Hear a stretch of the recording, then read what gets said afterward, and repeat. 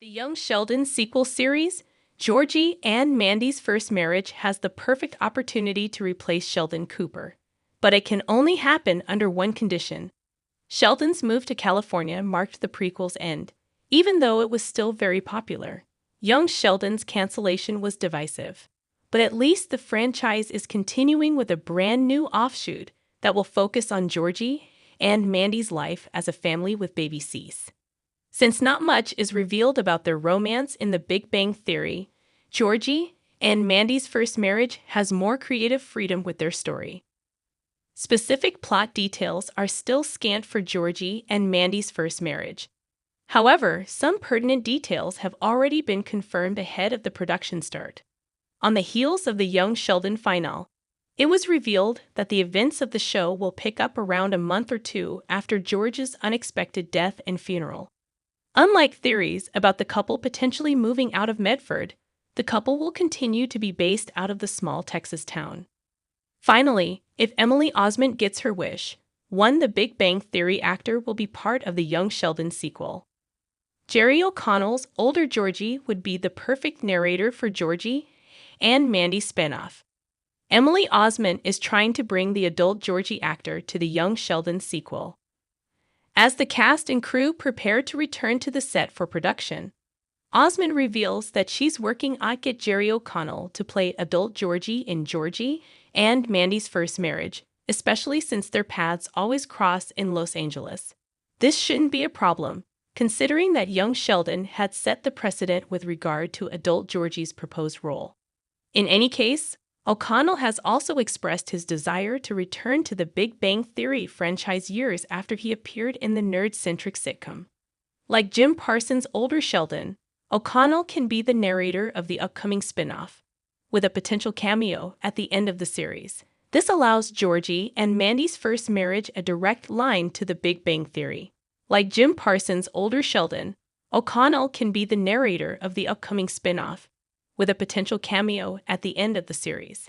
This allows Georgie and Mandy's First Marriage a direct line to the Big Bang Theory. It also gives Chuck Lorre and his writers the narrative opening needed to eventually explain what happened to the couple. Based on their show's title, it's suggested that this isn't the only time that they are tying the knot. Older Georgie, as a narrator, creates a problem for the Big Bang Theory's new spinoff. The Big Bang Theory didn't introduce an older Mandy. Bringing adult Georgie from the future would have some great benefits for Georgie and Mandy's First Marriage. For starters, it would establish some kind of tradition for narratives that take place at that point in the Big Bang Theory timeline. In the Young Sheldon finale, it was revealed that adult Sheldon is working on his memoir, hence why he's reminiscing on his childhood. Since Georgie ends up being a successful business owner, he may also be working on something similar, which would explain why he's looking back on his first marriage with Mandy. However, making adult Georgie the narrator for Georgie and Mandy's First Marriage effectively makes him the only titular character of the show, which would be unfair to Mandy. If the events of the Young Sheldon sequel only come from one perspective, its storytelling could be biased towards one party, which would be limiting to the kind of stories that it can tell. Adding Mandy's point of view would be important, that since she never appeared in The Big Bang Theory, there's no actor who can step into the role of adult Mandy to provide her side of the narration. How Georgie and Mandy's First Marriage can solve its narrator issue. The Young Sheldon sequel series needs an older Mandy narrator.